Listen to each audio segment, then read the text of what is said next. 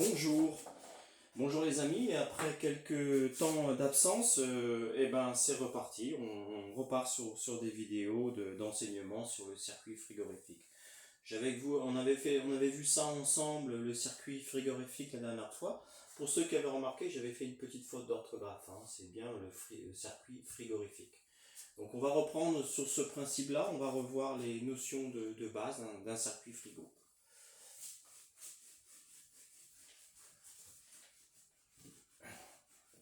Alors ce qu'on va voir, c'est les notions de température sur un circuit frigorifique. Donc notion de température. Alors, on va reprendre notre circuit frigo. Alors, nous avons le compresseur. Voilà, compresseur. Le condenseur. Hein, vous voyez, hein, là je différencie l'évaporateur. Hein, je fais des angles carrés pour bien différencier de l'évaporateur. Voilà, le condenseur. On va mettre l'électrovanne ici. D'accord. Alors, la dernière fois, je m'étais trompé. J'avais mis l'électrovanne après le voyant. D'accord. On va mettre l'électrovanne ici. D'accord. Et les voyants bulles ici. Voilà. Et après, je retourne voilà, à mon évapo. Voilà. Alors, ici, je vais avoir mon détendeur, bien sûr. Voilà. Tac, tac, tac. Voilà. Et je vais avoir mon petit bulbe en sortie de l'évapo. Alors, donc on avait dit ici nous avons le compresseur. On a ici le condenseur. Nous avons ici l'électrovanne. Alors on va symboliser comme ça. Je vais faire ça comme ça. Électrovanne. D'accord. Le voyant bulle. Nous avons le détendeur.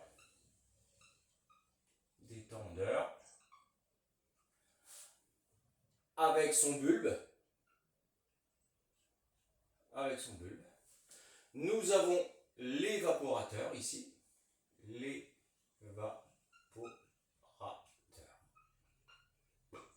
Voilà. Alors l'idée ici, on va mettre un ventilo ici sur l'évaporateur. On va mettre un ventilo sur le condenseur. D'accord. Donc ici, on va le diviser en deux. Pour faire simple, on va le diviser en deux.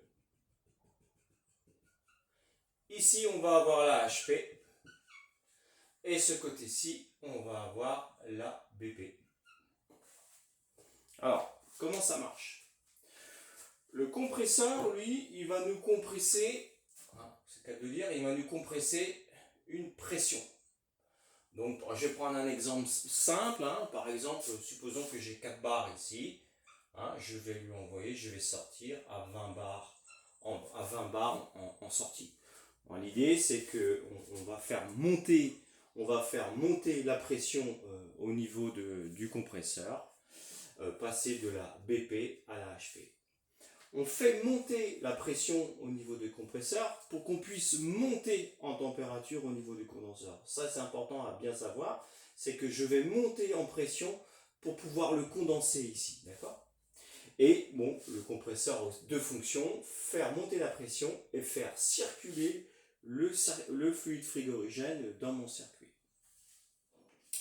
Donc ici, je vais arriver, alors ça dépend de quel, mais on verra ça après, de quel fluide je vais utiliser pour avoir les températures. Mais pour l'instant, on va rester simple, on va rester sur les choses de base. Après, on verra les pressions. Donc vous avez compris, le compresseur, il fait monter la pression et il fait circuler le liquide frigorigène. Donc ici, l'idée, on va avoir une température. Ici, c'est la température de l'extérieur, j'ai envie de dire. Ça va être la température extérieure. Grosso modo. D'accord? Ici, nous avons la température extérieure. Et là, vous avez une température soufflée. D'accord? Si par exemple ici j'ai 20 degrés, bon, allez, on va dire, si j'ai 20 degrés ici, je vais dire que j'aurai à peu près 35 degrés. 35 degrés. Je dis pas de bêtises, oui. Donc l'idée, c'est de faire, de faire refroidir le liquide frigorigène qui va passer dans le condenseur. Pour faire refroidir ce liquide frigorigène, on va prendre la température ambiante dans laquelle on va la pousser sur le condenseur pour que les températures, parce que la température ici, elle va être plus haute en fait. Ce qu'on appelle ici température θK. On appelle ça la température θK. Donc cette température ici, supposons qu'elle est à, allez, on va dire un chiffre au hasard, elle est à 40 degrés. Et bien la température, en fait, qu'il faut savoir dans le froid, c'est qu'on va toujours du plus chaud vers le plus froid. Donc on va faire descendre la température en refroidissant le condenseur et cette température va descendre ici puisqu'on veut arriver ici à l'état liquide. Parce que quand vous allez sortir en HP ici, vous allez être en HP, vous allez sortir du compresseur et là vous êtes en BP. Hein. Ici on va arriver en général aux environs de 60 degrés environ. Hein. Vous voyez là je ne parle que de température. Hein. En général on est 55-60 degrés en sortie de compresseur. Et arrivé ici, on va être dans les 55, 50, entre 50, 55 environ, quoi. Et ce sont des idées de température, hein. Vous ne prenez pas ça à la lettre, on verra ça après avec le type de fluide frigorigène qu'on utilisera. Mais c'est pour vous dire que on arrive en température haute ici, on commence à chuter ici. Vous voyez, il y a un refroidissement qui se fait ici.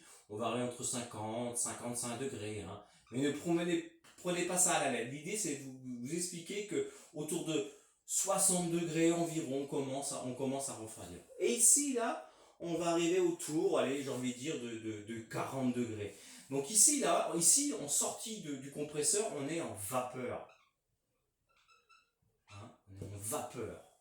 La vapeur, ce qu'on appelle de la vapeur sèche, quoi. Hein. On est en vapeur, en fait, c'est quasiment invisible, hein, mais on est dans des hautes températures, on est en vapeur. Et l'idée ici, à partir de tant de température, cette température-là, j'ai pris un exemple, environ de 40 degrés, je vais, grâce à cette température extérieure que je vais amener dans mon condenseur, vous voyez, je vais échanger dans le condenseur.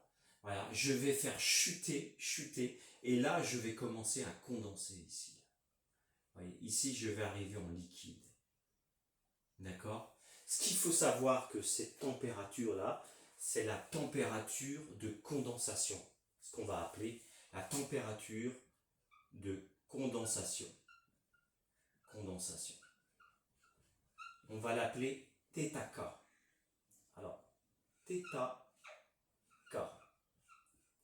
C'est la température de condensation. Effectivement, à partir d'une certaine température, le liquide frigorigène va commencer à condenser, il va devenir liquide.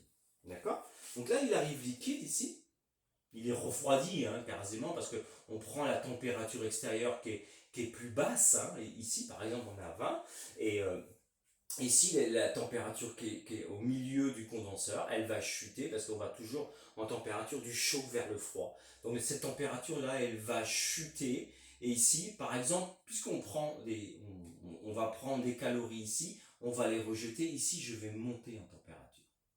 Donc ce que je souffle, en fait, j'évacue cette température-là, en fait. Hein. J'évacue la thermie en fait, hein. J'évacue les thermies que je rejette à l'extérieur. Donc vous aurez un petit peu toujours de la chaleur ici en sortie de mon condenseur. Donc je prends cette température-là que je fais transiter ici, qu'on fait souffler à l'extérieur.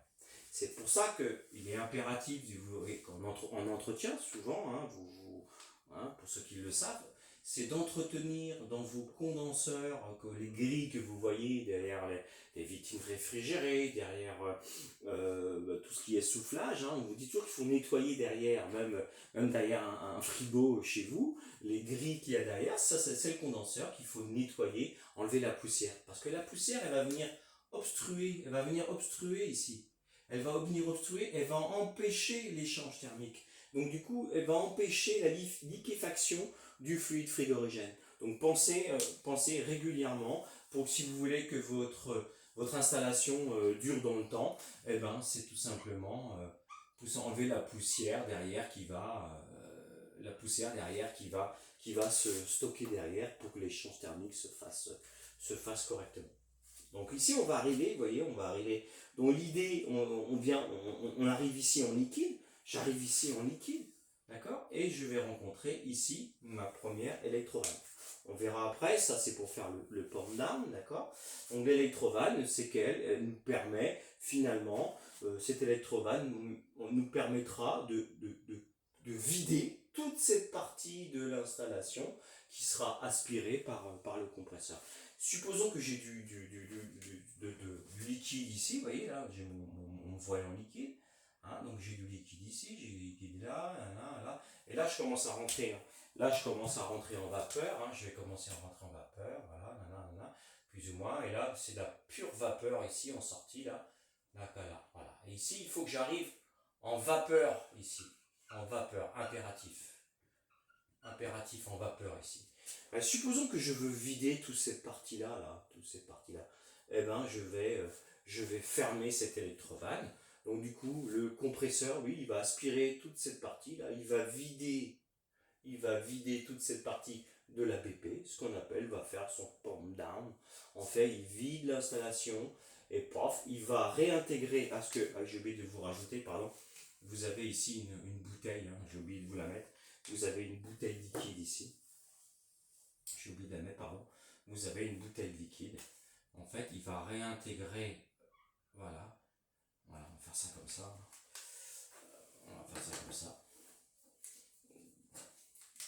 voilà, donc en fait, quand je vais fermer l'électrovanne ici, je vais vider tout le côté BP. Et voilà, le compresseur il aspire, il renvoie tout ici, tac, tac, tac, tac. Et je remets tout dans la bouteille liquide, parce que on appelle ça la bouteille liquide. La bouteille liquide. Donc là, liquide. Donc ce que j'ai fait, en fait, j'ai fait un pump down, ce qu'on appelle un pump down, j'ai vidé tout le côté BP. Ça sert à ça l'électrovanne. Et ici, nous avons un voyant bulle. Hein. Le voyant bulle nous permet de savoir le degré, c'est approximatif parce que c'est les couleurs, il y a des couleurs, c'est jaune ou vert de mémoire. Ça tourne au vert, je pense, ou l'inverse, c'est jaune ou vert. Ça vous donne l'hygrométrie, l'humidité dans le circuit. Mais ça peut aussi nous servir aussi de voir s'il y a un petit peu s'il y a du liquide frigorigène qui est bien présent dans l'installation. Donc le liquide il arrive ici, d'accord. Et ici vous avez un détendeur. Alors le détendeur, en fait le détendeur, lui c'est un appareil qui va déterminer la pression d'évaporation de mon liquide frigorigène. En fonction du liquide frigorigène que je vais choisir, ça va permettre de régler une pression d'évaporation.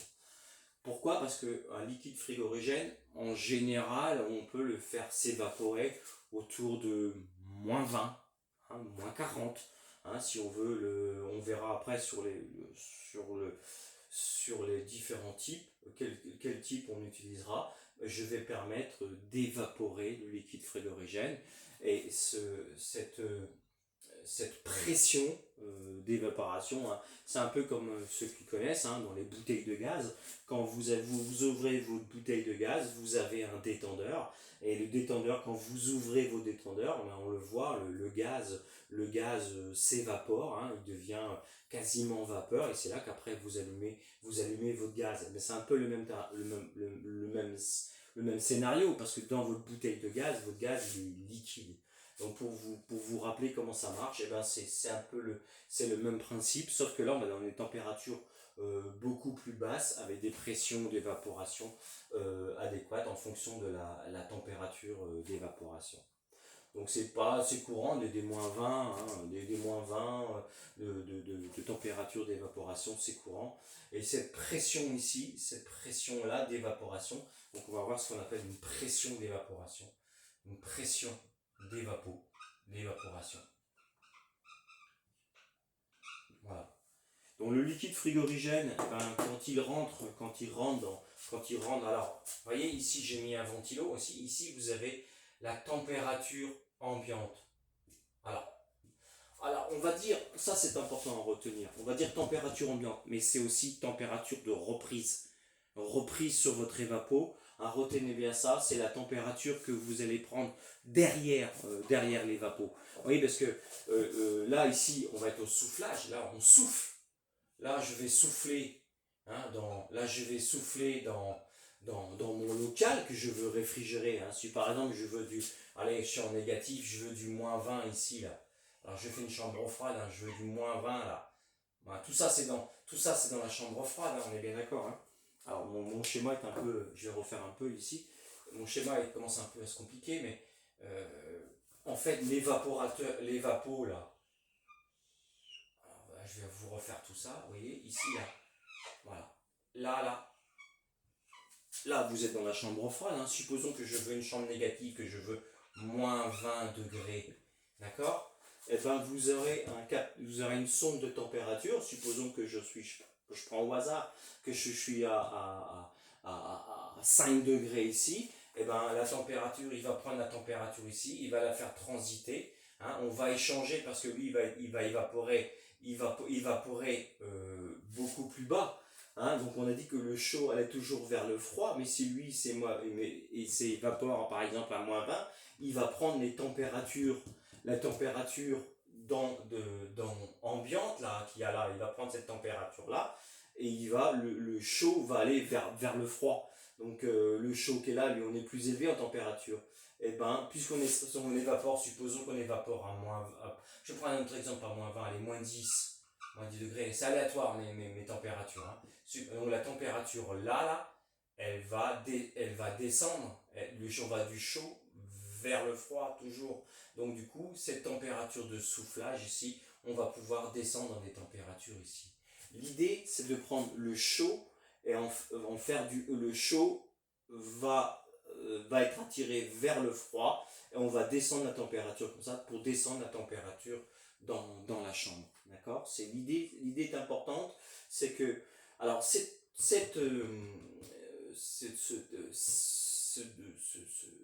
température d'évaporation, bon là j'ai pris un exemple, ça pourrait être une autre, hein, mais cette température d'évaporation, on appelle ça le θO. Ça c'est important à savoir que cette température θO, c'est la température d'évaporation.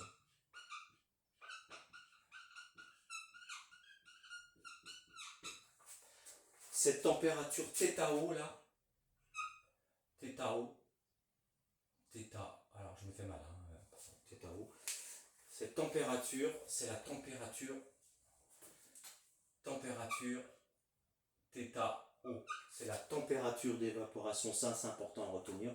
Et ça, la température que je vous avais donnée tout à l'heure de condensation, on l'appelle θK. θO, d'accord. Pour trouver, alors, on verra ça après, mais avec un exemple concret de fluide. Mais pour l'instant, retenez qu'on va toujours du chaud vers le froid, et exactement pour faire descendre les températures, d'accord ?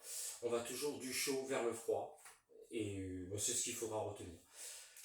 Et ici, je vous ai mis le bulbe. Le bulbe, lui, c'est pour nous assurer ce qu'on appelle la surchauffe, en fait. En fait, lui, il nous assure la surchauffe. La surchauffe, c'est l'écart de température entre le θO et la température θB, ce qu'on appelle température au bulbe. C'est pour assurer la surchauffe. Et bien sur quoi la surchauffe?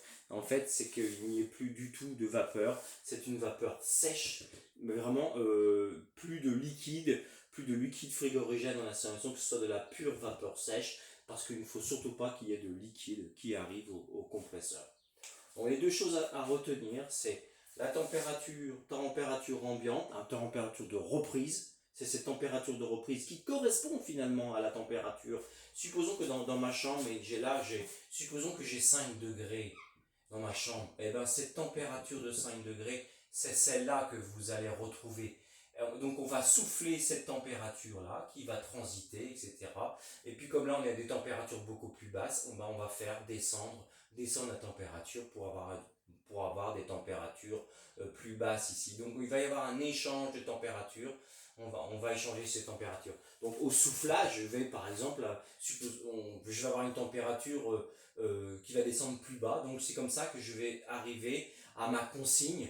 Alors je vais faire un autre exemple.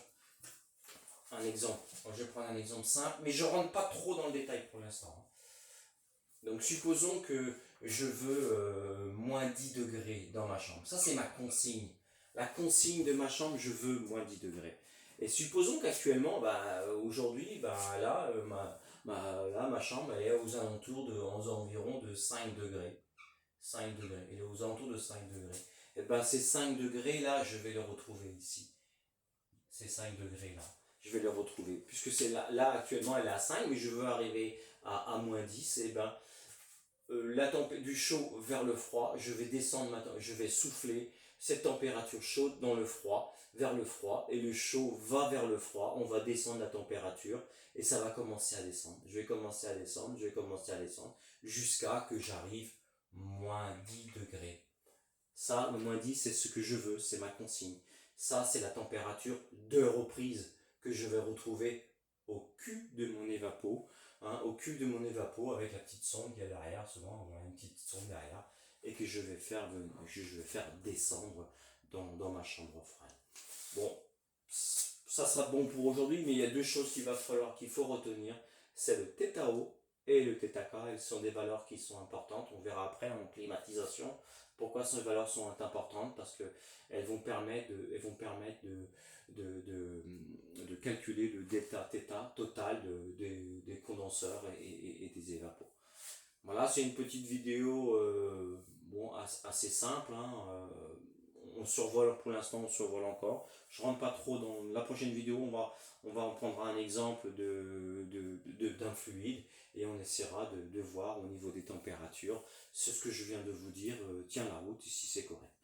Merci de votre attention et je vous dis à une prochaine pour une prochaine vidéo. Merci, au revoir.